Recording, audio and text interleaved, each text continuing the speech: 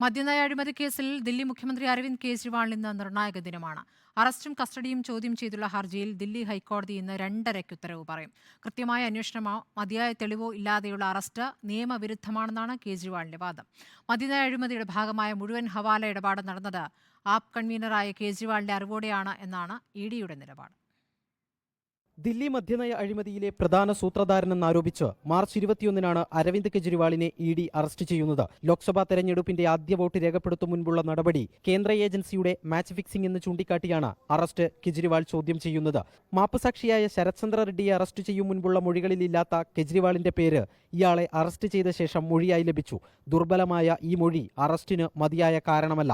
മുഖ്യമന്ത്രിയുടെ പങ്ക് കണ്ടെത്താനാണ് അറസ്റ്റെന്ന ഇഡിയുടെ വിശദീകരണം നിയമപരമല്ലെന്നുമാണ് കെജ്രിവാളിന്റെ വാദം. കെജ്രിവാളിനെതിരെ മജിസ്ട്രേറ്റ് രേഖപ്പെടുത്തിയ രഹസ്യമൊഴി അടക്കം ഉന്നയിച്ചാണ് ഹർജിയെ ഇഡി എതിർത്തത്. രാഷ്ട്രീയ നേതാവ് കൊലയോ ബലാത്സംഗമോ ചെയ്താൽ തെരഞ്ഞെടുപ്പായതിനാൽ അറസ്റ്റ് പാടില്ലെന്ന് വാദിക്കുന്നത് അംഗീകരിക്കാനാകില്ല.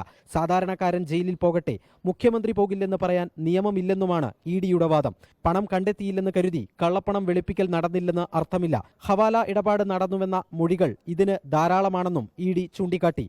ജസ്റ്റിസ് സ്വർണകാന്ത ശർമ്മ അധ്യക്ഷനായ സിംഗിൾ ബെഞ്ചാണ് ഹർജിയിൽ ഉത്തരവിടുക.